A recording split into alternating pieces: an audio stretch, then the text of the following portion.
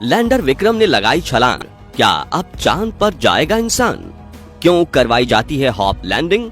और क्या चंद्रयान 3 मिशन हुआ कंप्लीट? दोस्तों, 42 दिनों के लंबे इंतजार और 14 दिनों के मून रिसर्च मिशन के बाद आखिरकार इसरो की मेहनत रंग ला चुकी है और भारत का चंद्रयान 3 मिशन 100 नहीं बल्कि 110% सफल हो चुका है। जी हां, चांद पर चंद्रयान 3 के विक्रम लैंडर और प्रज्ञान रोवर ने जरूरत से ज्यादा काम कर दिखाया है और अब इसरो ने इन दोनों को भारत के लूनर एम्बेसडर बनाकर चांद पर सुला दिया है, जो आज से 1000 साल बाद भी भारत के इस कीर्तिमान की झलक दुनिया को दिखाएंगे। दोस्तों, चंद्रयान एक ऐसा मिशन रहा है जो हर भारतीय की भावनाओं से जुड़ गया है, जिस कारण विक्रम लैंडर और प्रज्ञान रोवर को इतना आसानी से डेड मान ले ये तो मुमकिन नहीं है। हालांकि चांद पर रात के समय -238 डिग्री सेल्सियस तक तापमान गिर जाता है और ऐसे में फिर से सूर्योदय के बाद चंद्रयान का एक्टिव होना काफी मुश्किल काम है, लेकिन फिर भी इसरो ने हर भारतीय की उम्मीद जगाते हुए कहा है कि 14 दिन बाद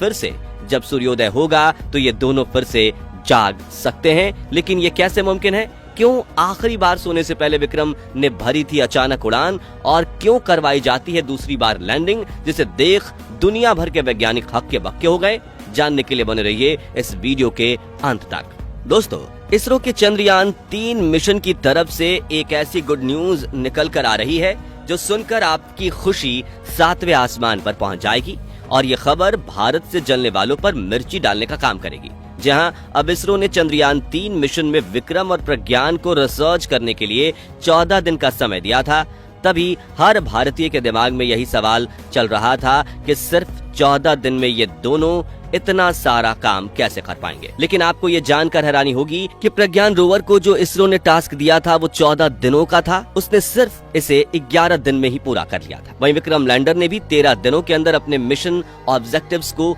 अचीव कर लिया था और इस वक्त इसरो ने इन दोनों को चांद की सतह पर पार करके सुला दिया है। जी हां, प्रज्ञान रोवर के बाद अब विक्रम लैंडर को भी स्लीप मोड में डाल दिया गया है। 56 दिनों की कड़ी मेहनत के बाद अब भारत का विक्रम लैंडर आराम कर रहा है। इस दौरान विक्रम लैंडर और प्रज्ञान रोवर के सभी इक्विपमेंट्स को बंद कर दिया गया है और रिसीवर को ऑन रखकर इन्हें शट डाउन कर दिया गया है और अब उम्मीद की जा रही है कि 22 सितंबर 2023 के दिन जब चांद पर फिर से एक बार सुबह होगी, तब सोलर एनर्जी से किक स्टार्ट होकर ये दोनों फिर से काम करने लगेंगे। लेकिन साथियों, चंदा मामा की गोद में सोने से पहले विक्रम लैंडर ने एक ऐसा पराक्रम कर दिखाया जिसे देख रूस और चीन छोड़िए नासा के वैज्ञानिक भी हक्के बक्के रह गए। दरअसल 4 सितंबर की सुबह जब इसरो के कमांड सेंटर ने विक्रम को एक कमांड भेजा, तभी उसका आर्टिफिशियल इंटेलिजेंस एल्गोरिथम एक्टिव हो गया और उसने अपने तुरंत दोनों इंजन ऑन किए, जिसके बाद विक्रम लैंडर ने चांद की सतह पर फिर एक बार उड़ान भरी और कुछ दूर जाकर लैंड हो गया,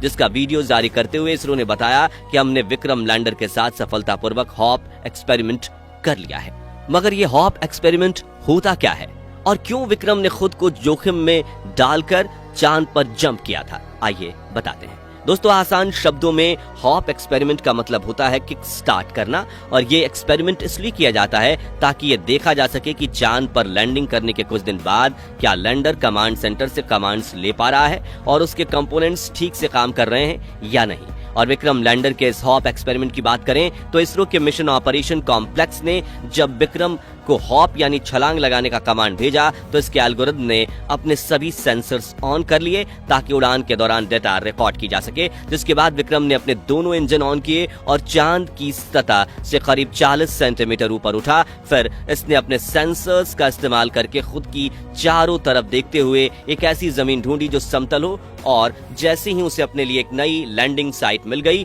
तो इसने आगे बढ़ते हुए करीब 30 से 40 सेंटीमीटर दूरी पर फिर से सॉफ्ट लैंडिंग कर ली और इतिहास रच दिया। बेशक ये उड़ान थी वो बहुत ही छोटी थी, लेकिन विक्रम ने सिर्फ 40 सेंटीमीटर का एल्टीट्यूड गेन किया था। लेकिन इसके स्टार्ट से इसरो को बड़ी उपलब्धि मिली है, क्योंकि इस हॉप एक्सपेरिमेंट से अब इसरो चंद्रयान 4, 5 और 6 मिशन के लिए भी तैयार हो चुका है। और हम ऐसा इसलिए कह रहे हैं क्योंकि किसी भी स्पेस मिशन सीरीज को स्टेप वाइज परफॉर्म किया जाता है। ऐसा नहीं है कि एक रात को नींद में इसरो चीफ एस सोमनाथ को चांद पर जाने का सपना आया और दूसरे दिन सुबह वो विक्रम में बैठकर चांद के लिए निकल गए, क्योंकि इन स्पेस मिशंस में बहुत सारी दौलत, रिसर्च और समय लगा होता है। ऐसे में सेफ्टी का ध्यान रखते हुए स्टेप वाइज मिशन किए जाते हैं। जैसे कि किसी भी देश की स्पेस एजेंसी सबसे पहले एक ऐसा ऑर्बिटर मिशन भेजती है जो अपनी मंजिल के पास जाए और चक्कर काट कर वापस आ जाए। फिर दूसरा मिशन इस तरह का होता है जो जाकर उस ग्रह या उपग्रह पर इंपैक्ट लैंडिंग करता है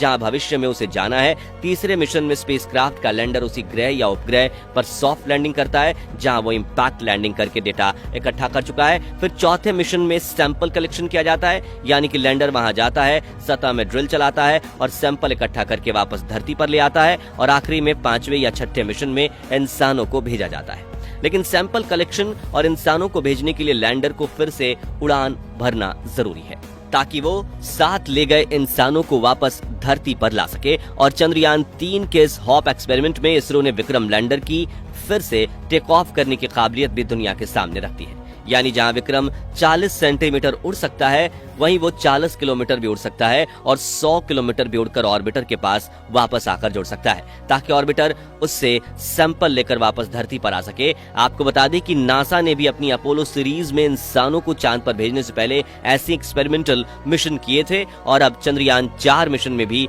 इसरो सैंपल कलेक्शन करने वाला है जिसकी तैयारी अभी से शुरू हो चुकी है। वहीं दोस्तों इस सेकेंड सॉफ्ट लैंडिंग से विक्रम लैंडर के एडवांस आर्टिफिशियल इंटेलिजेंस एल्गोरिथम की सटीकता देखकर भी दुनिया के वैज्ञानिकों ने अपने दांतों तले उंगलियां दबा ली हैं। और अगर आपको 23 अगस्त का वह ऐतिहासिक पल याद हो तो जब विक्रम लैंडर चांद की सतह के बेहद करीब पहुंचा था तभी सतह से कुछ सेंटीमीटर की ऊंचाई पर वो कुछ सेकंड्स के लिए होवर कर रहा था, यानी रुक गया था क्योंकि उसके बिल्कुल नीचे क्रैटर था। जिसके बाद उसने आसपास देखकर एक सीधी सतह जगह ढूंढ ली थी, वहां जाकर उसने लैंडिंग की थी और दूसरी बार लैंडिंग के दौरान भी उसने अपने लिए सही लैंडिंग साइट चुनने में जरा सी भी गलती नहीं की, जो देख इसरो को ये यकीन हो गया है कि हमारा लैंडर और इसका एल्गोरिथम बिल्कुल परफेक्ट है। आपको बता दें कि विक्रम से 2 दिन पहले ही प्रज्ञान रोवर ने सभी टास्क अपने पूरे कर लिए थे, जिसमें उसने चांद की सतह पर सल्फर, ऑक्सीजन, क्रोमियम, एल्यूमिनियम और सोडियम जैसे खनिजों को खोज निकाला था। इसलिए इसरो ने इसके मिशन को 11 दिनों में ही रोक दिया और इसके चांद पर इस तरह पार्क करके इसे सुला दिया जैसे 22 सितंबर को चांद पर सूरज की पहली किरण निकलते ही वो सीधा प्रज्ञान के सोलर पैनल पर पड़े और उसे नींद से जगा दे। वहीं 13 दिन बाद हॉप एक्सपेरिमेंट करके विक्रम लैंडर को भी सूर्य की दिशा में सेट करके सुला दिया गया है। हालांकि इसरो ने इन दोनों को फिर से जगाने का कोई प्लान नहीं बनाया था, लेकिन इनकी काबिलियत देखकर इसरो ने एक कोशिश करने का सपना देखा है और अगर ये दोनों फिर से जाग जाते हैं तो इतिहास ही बन जाएगा। क्योंकि दोस्तों चांद की लूनर नाइट का तापमान कई बार -238 डिग्री सेल्सियस तक चला जाता है, जिसमें कई बार यान के सेंसर खराब हो जाते हैं और वो उसे ऑन नहीं होने देते। लेकिन इसरो ने चंद्रयान 3 के लैंडर और रोवर पर जो सोना चढ़ाया है वो इन दोनों को बचा सकता है। अब यहाँ आपके दिमाग में सवाल आ रहा होगा कि आखिर ये सोना किस काम का